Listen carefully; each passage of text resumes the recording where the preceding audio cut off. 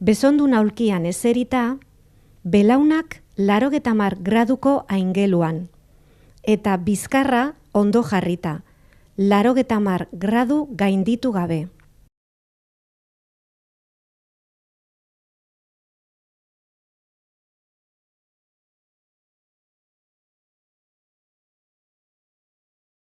Oinak bananduta eta paralelo egonik, punta orpoa mugimendua egin behar da, bi oinetan batera.